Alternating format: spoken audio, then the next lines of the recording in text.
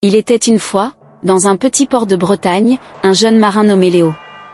Il aimait la mer, les bateaux, et surtout son ami Mathis, qui travaillait à la poissonnerie. Léo et Mathis se connaissaient depuis l'enfance, et ils s'aimaient d'un amour tendre et sincère. Mais ils n'osaient pas le dire à leur famille, ni à personne, car ils avaient peur d'être rejetés ou moqués.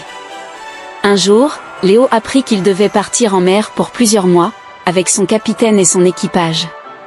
Il était triste de quitter Mathis, mais il savait que c'était son métier, et qu'il devait le faire. Il promit à Mathis de lui écrire des lettres, et de lui rapporter un beau cadeau de Noël, car il devait revenir juste avant le 24 décembre. Léo embarqua sur le bateau, et leva l'ancre. Il regarda le port s'éloigner, et Mathis qui lui faisait signe de la main. Il lui envoya un baiser, et se dit qu'il le retrouverait bientôt.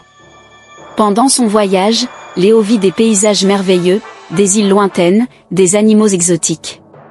Il fit aussi des rencontres, avec d'autres marins, des marchands, des pirates.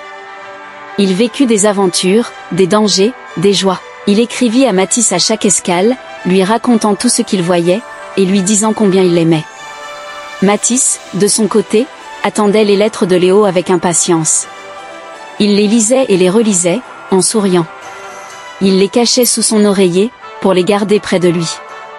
Il pensait à Léo tous les jours, et il comptait les semaines qui le séparaient de son retour.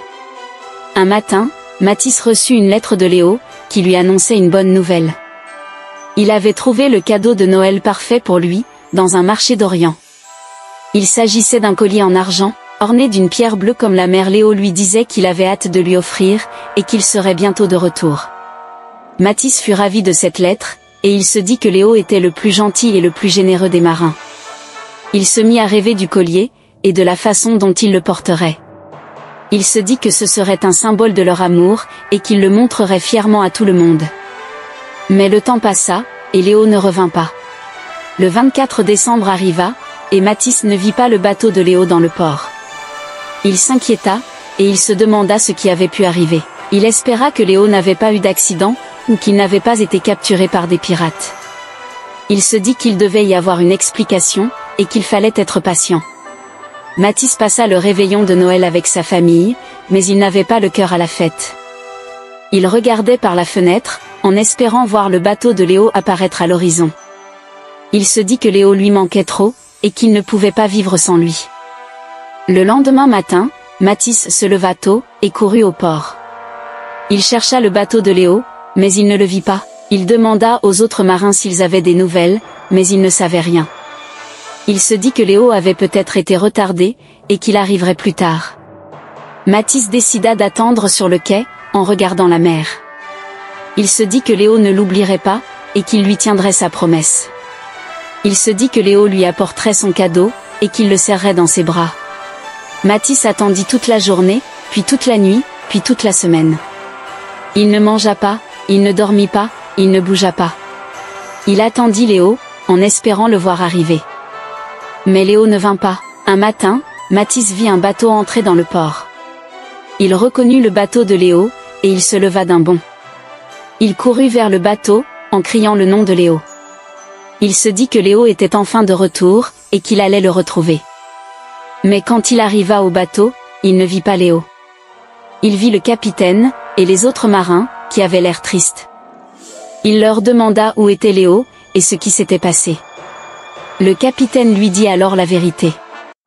Il lui dit que Léo était mort, lors d'une tempête, quelques jours avant Noël. Il lui dit que Léo avait été emporté par une vague, et qu'il n'avait pas pu le sauver. Il lui dit que Léo était un brave marin, et qu'il regrettait sa perte. Mathis ne put pas croire ce qu'il entendait. Il se mit à pleurer, et à hurler. Il se dit que c'était impossible, et que Léo ne pouvait pas être mort. Il se dit que Léo était son amour, et qu'il ne pouvait pas vivre sans lui. Le capitaine lui tendit alors un paquet, enveloppé dans un tissu. Il lui dit que c'était le cadeau de Noël que Léo avait acheté pour lui, et qu'il avait voulu lui donner. Il lui dit que Léo lui avait parlé de lui, et qu'il savait qu'il l'aimait. Il lui dit qu'il était désolé, et qu'il espérait qu'il trouverait la paix. Mathis prit le paquet, et l'ouvrit. Il vit le collier en argent, avec la pierre bleue. Il le toucha, et il sentit la chaleur de Léo. Il le porta à son cou, et il le serra contre son cœur. Il se dit que Léo était toujours avec lui, et qu'il ne l'oublierait jamais.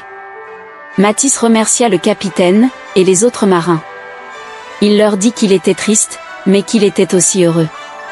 Il leur dit que Léo lui avait fait le plus beau des cadeaux, et qu'il lui avait donné le plus beau des amours. Il leur dit qu'il était fier de Léo, et qu'il était fier de lui. Mathis quitta le port, et rentra chez lui. Il regarda le collier, et il sourit.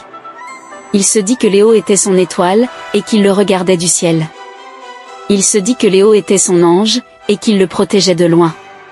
Il se dit que Léo était son Noël, et qu'il le fêtait tous les jours.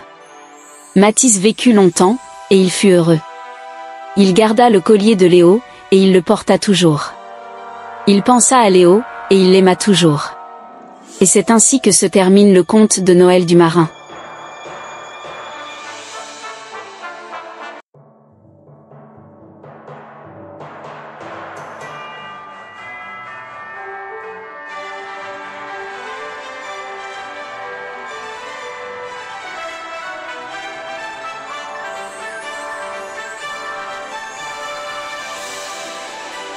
Salut à toutes et à tous, on est bienvenus au mois de décembre. Je vous souhaite à tous de passer de bonnes fêtes de fin d'année. Profitez-en bien, faites-vous plaisir et puis n'oubliez pas de vous abonner à ma chaîne. Ça fait toujours un cadeau de Noël gratuit et c'est autant d'économiser. Merci beaucoup. Bonne mère.